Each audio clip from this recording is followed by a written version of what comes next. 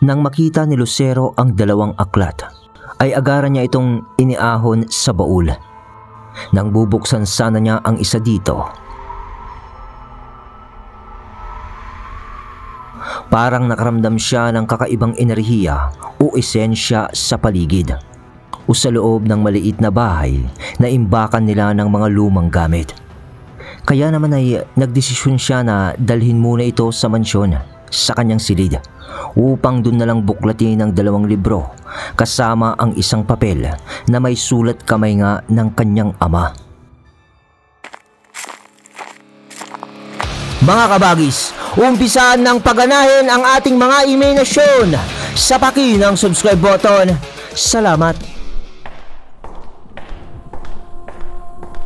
Nang nakaakyat na si Senyor Lucero sa kanyang silid, ay agad niyang binuklat ang isa sa libro na kanyang nakuha sa baul. At sa unang pahina nito ay nakasulat ang salitang Ruinaria. Pagkatapos nun ay inilipat niya na sa ibang pahina.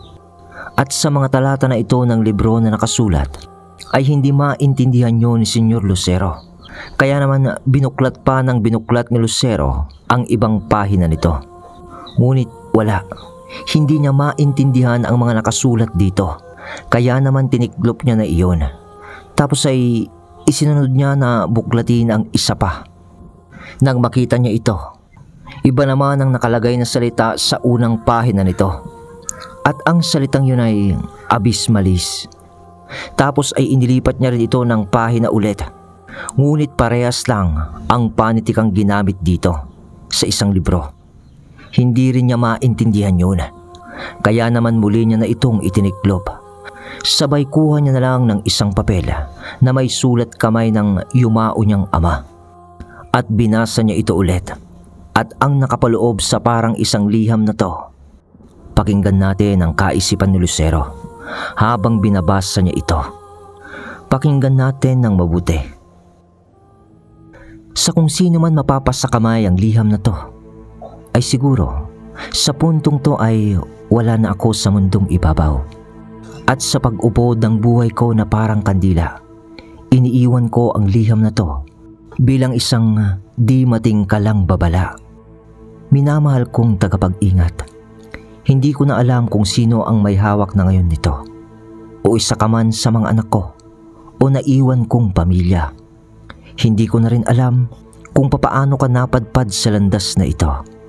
Ngunit sa iyong mga kamay, ngayon ay nakasalalay na ang kapalaran ng lahat ng umiiral sa buhay mo. Ang iyong pagkilos o ang kakulangan nito ang magtatakda kung magpapatuloy ang liwanag o lulunod ang mundong ginagalawan mo sa kadiliman. Habang binabasa mo ito, ay meron ka na ngayong 2 sa 6 na aklat, ang Ruinaria at Abysmalis. Tandaan mo ang mga sasabihin ko. Huwag mo silang ipagkakatiwala kahit kanino, kahit pa sa sarili mong anino. Ang bawat titik na nakaukit sa pahina ng mga aklat na ito ay isang piraso ng sumpang nagbabantang bumuo ng isang pangalan na hindi na dapat muling mabigkas pa. Huwag kang magtitiwala sa mga mukhang magiliw, sa mga kamay na nag-aalok ng tulong, o sa mga pangakong tila wagas. Ang mundong ginagalawan mo ay puno ng mapanlinlang na nilalang na gagawin ang lahat upang mapasa iyo ang kanilang nais. Mga nilalang na nakangiti habang sinusunggaban ka mula sa dilim. Nararamdaman mo na ba ang bigat ng mga aklat, ang bulong mula sa kanilang mga pahina? Huwag mong hayaang magtagumpay ang kanilang pang-aakit, sapagkat ang pang-aakit na iyon ay pinto patungo sa isang kalaliman na hindi mo maaarok. At kung hindi mo naman kayang pasanin ito, itago mo sila. Itago mo sila sa isang lugar na kahit ang pinakamatayog na isipan ay hindi mahahanap.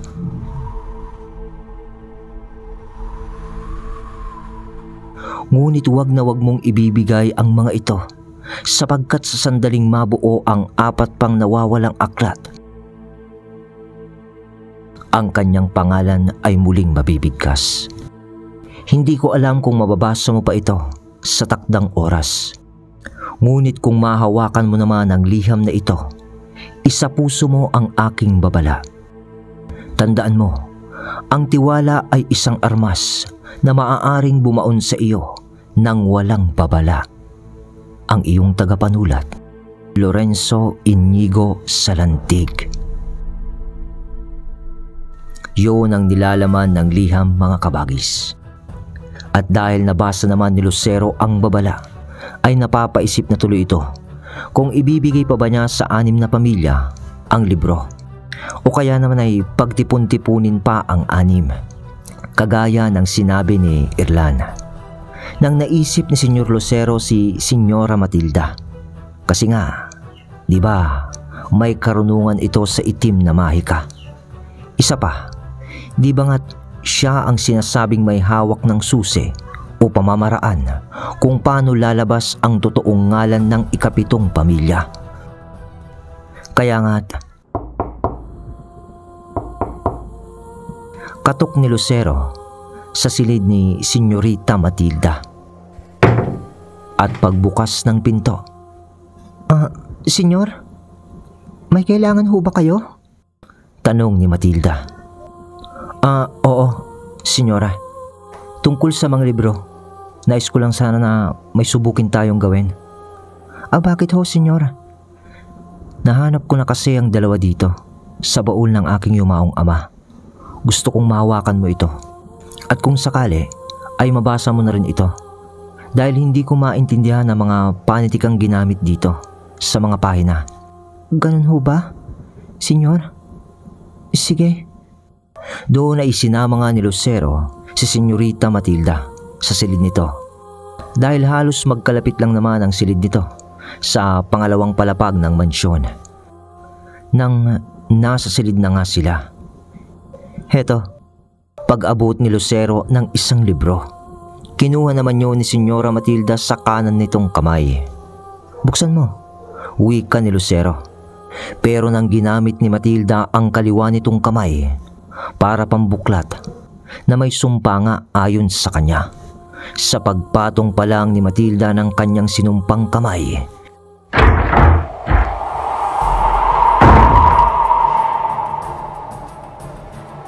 biglang nagbukas ang malaking bintana sa silid ni Senyor Lucero, sabay ng pagpasok ng malakas na hangin. Anong nangyayari, Senyorita? Tanong ni Lucero. Hindi ko rin alam, Senyor. Tanggalin mo ang kaliwang kamay mo sa libro, sabi ni Lucero, dahil sa nakakaramdam na siya ng kakaiba sa nangyayari. Ngunit, ayaw matanggal, wika ni Matilda. Ano? Sabi ni Lucero, sabay hawak niya sa kamay ni Matilda upang tulungang tanggalin ang kaliwang kamay nito sa libro. Ngunit, biglang pag-apoy ng guwantes ni Senyora Matilda at paglantad na ng isinumpa nitong kamay. Napakainit ng apoy na yon na sumunog sa guwantes ni Matilda. At maski nga si Senyor Lucero, reaksyon nito sa pagkapaso at napabitaw na lang sa kamay ni Matilda. Ngunit yung libro ay hindi naman nasunog. Sa katunayan ay binitawan na nga ni Matilda ang pagkakahawak nito ng kanan niyang kamay. Ngunit hindi nalaglag ang libro, para na yung nakadikit sa palad ni Matilda sa kaliwa. Ngunit sa pagkapaso naman ni Lucero ay ang siya namang pagkapansin nito nang nagliliwanag ng parang sabagang letra sa likod mismo ng libro. Ngunit parang simbolo lang iyon na guhit, kaya di rin malaman ni Lucero kung ano ang titik na ito, dahil sa tumatayo na noon ang libro sa ere habang nakadikit ang isang kamay ni Matilda. Pagkatapos nun ay habang humahangin pa rin ng malakas ay umangat pa ang isang libro mula sa maliit na mesa ni Senyor Lucero. At unti-unti yung lumipad na parang may buhay. At tapat din ito sa kamay ni Senyora Matilda, yung may sumpa. Sa mga oras na yon ay kumalas naman ng bahagya ang isang libro sa kamay ni Matilda. At umatras lang ito ng bahagya sa kanyang nakabukang palad. At sunod nito ay ang paghilera ng libro malapit sa harapan ng palad ni Senyora Matilda. Parang may sariling buhay ng kaliwa kong braso. Hindi ko siya maibaba. Wika pa ni Senyora Matilda ng pag-aalala. Nakita na rin noon ni Lucero ang isa pang nakaukit na letra sa isa pang libro sa likod nito. Totoo nga ang sinasabi ni Irlana na may mga titik sa likuran ng mga libro. Ngunit lumilitaw lamang iyon na parang nagbabaga kapag dahil nga siguro sa kamay o sumpa ng kamay ni Senyora Matilda. Nang tinalon na lang ni Lucero si Matilda upang itulak na lang si Matilda papalayo sa mga libro. At halos lumabas na sila noon ng malaking pintuan ng silid dahil sa buwelo ni Lucero. Nalaglag naman ang 2 aklat noon sa loob ng silid. At dito ay naihiwalay na nga ni Lucero yon kay Matilda. Ngunit, Senyor? Wika ni Matilda. Nang makita na lamang ni Lucero ang sarili niya na nakapatong sa katawan ni Matilda na nakahiga sa sahig. Parang ang sila na ang gagawa ng kababalaghan sa mga oras na yon. Alam niyo na yung ibig kong sabihin, mga kabagis. Kasi nagkapatungan na nga at parang may naramdaman na matigas si Senyora Matilda. At habang nasa ganong posisyon nga sila ni Lucero, ay nagkatitigan ang mga ito na halos dikit na ang kanilang mga muka at malapit nang magdampi ang kanilang mga labi. Ngunit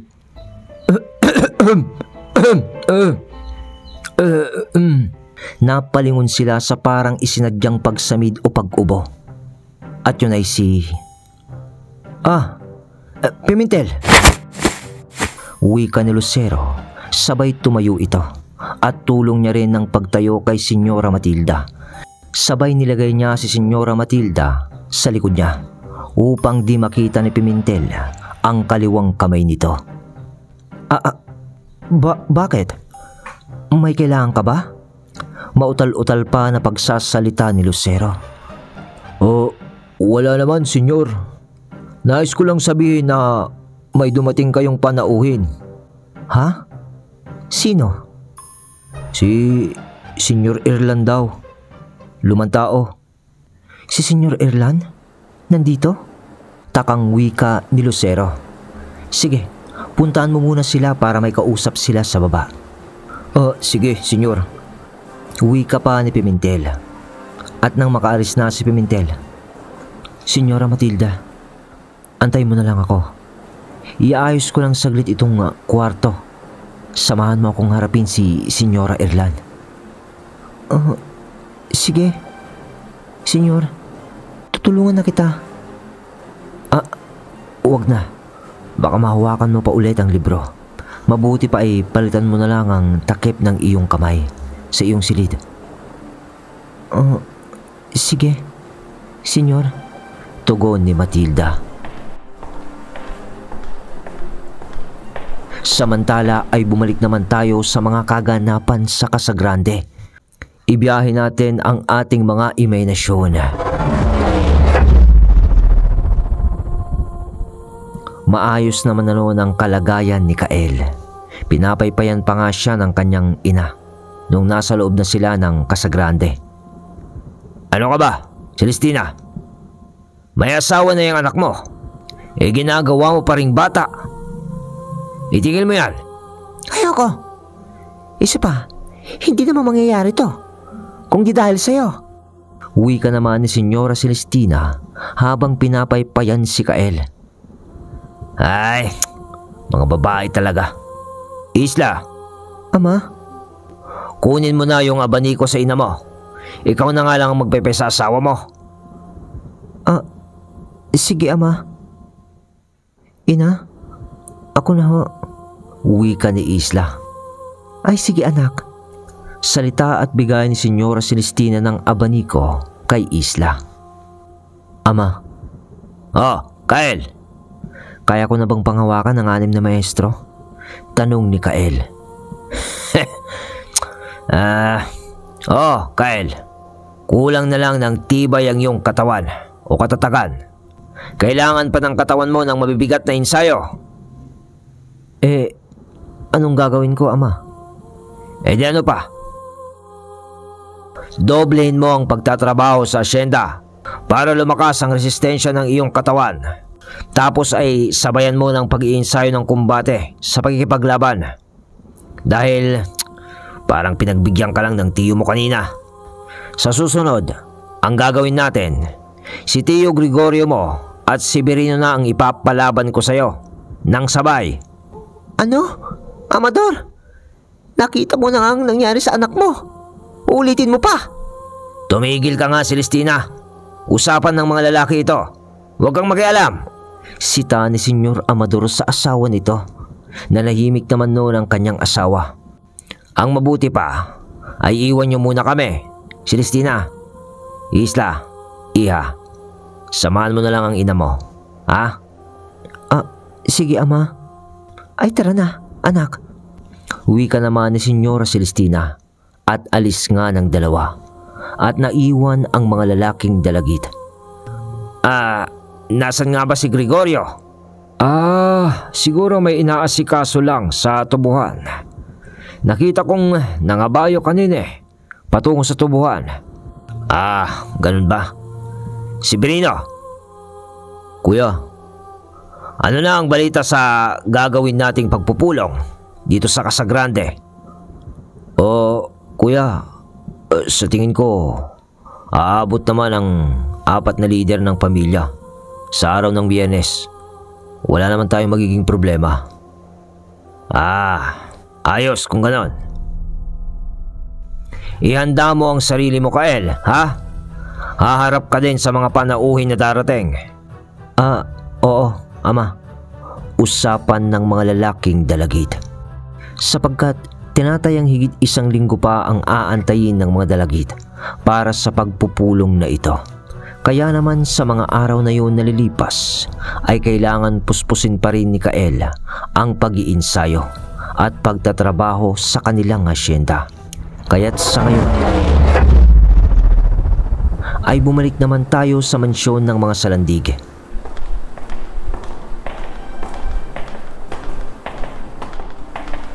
Bumaba na ron sina Lucero at Matilda upang harapin nga ang mga panauhin.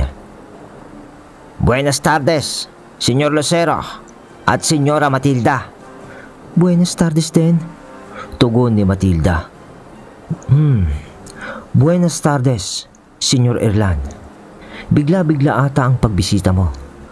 Halika kayo dito at maupo tayo.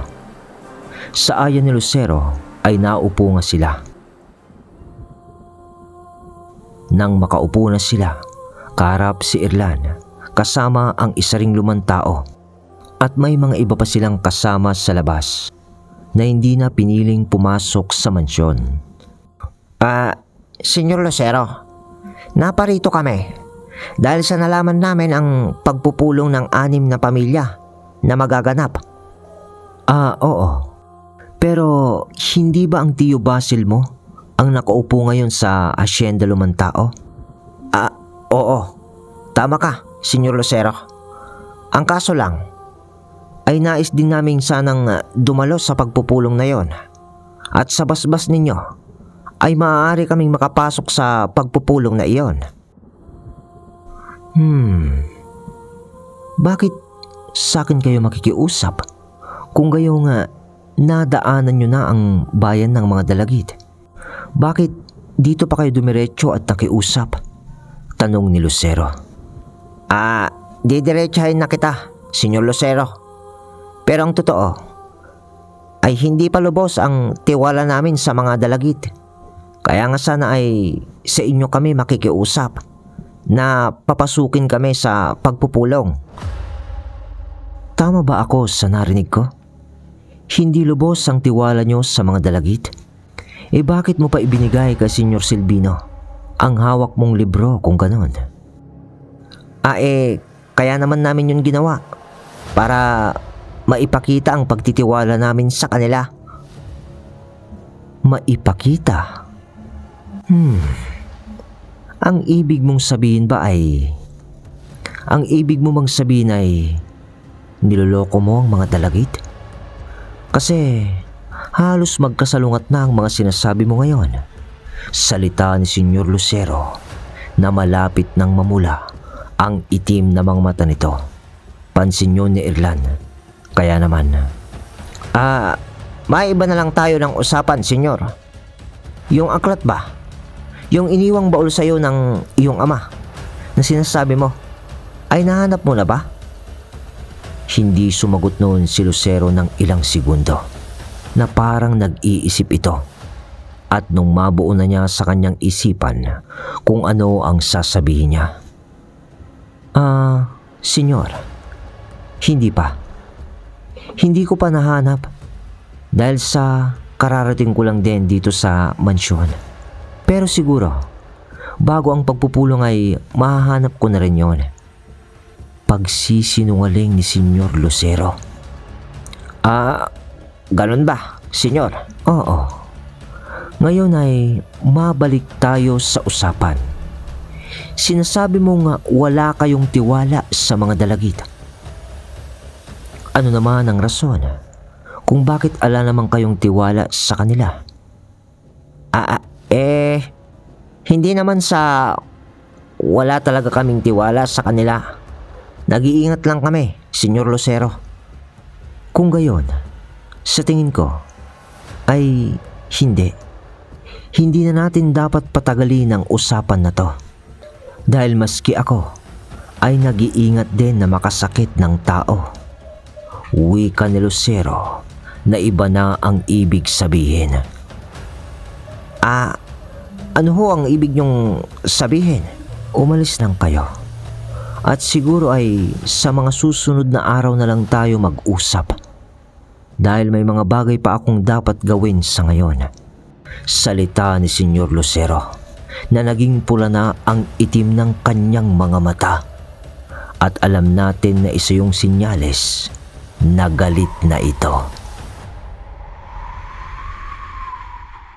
Alright, yun mga kabagis ko. Bali sa episode na to ay pag-uumpisa pa lang ng pagbubukas ng mga sikretong nakatago. So abangan nyo ang mga susunod na kabanata. At least nilambing tayo ni Lucero tsaka ni Senyorita Matilda. Pero baka sakaling mabigla na natin ang mga revelasyon sa mga susunod na kabanata. Pero bago yon ay mag-shoutout na tayo mga kabagis ko. Happy birthday kay Paranida Phil Jumalon o Humalon ng Corbada Baud, Toledo City, Cebu, from John Louis Humalon or Jumalon. Shoutout din po kay Daniel Casani Barnachea. Happy birthday naman sa December 11 kay Kabagis Ruel Pedrera ng Sikod, Kadwaga, Rizal, Palawan. Shoutout din po kay Joel Claridad at sa auntie nila. Shoutout din po sa brother niya na si Noel Kibel at sa Humawid family from Zamboanga City. Shoutout din po kay John Cabello Jr. from Cotabato, Mindanao. Shoutout din po sa Demetrio family from Barangay Mailom, Bago City. Shoutout din po kay Boxing Coach Lloyd Casiple. Shoutout kay Raven, Jessa, Glyza at Paden Casiple from Tambacan, Iligan City, Mindanao. Shoutout din po kay Merlin Gallego from Kuwait. Shoutout din po kay Mary Ann Verdejo from Kuwait. At shoutout din po sa lahat ng Suresca Builders, kay Jomas, kay Iner, at kay AJ from Jomar. Shoutout din po kay Gladys, Junray, Gladimay, at Makarayan family. Shoutout din po kay Jiro Espinosa Patanaw from Baniti, Iloilo. Shoutout din po kay Shai at Roman from Paris, France. Yun mga kabagis ko, iiwan ko muna sa inyo ang part 22. Salamat sa suportang tunay.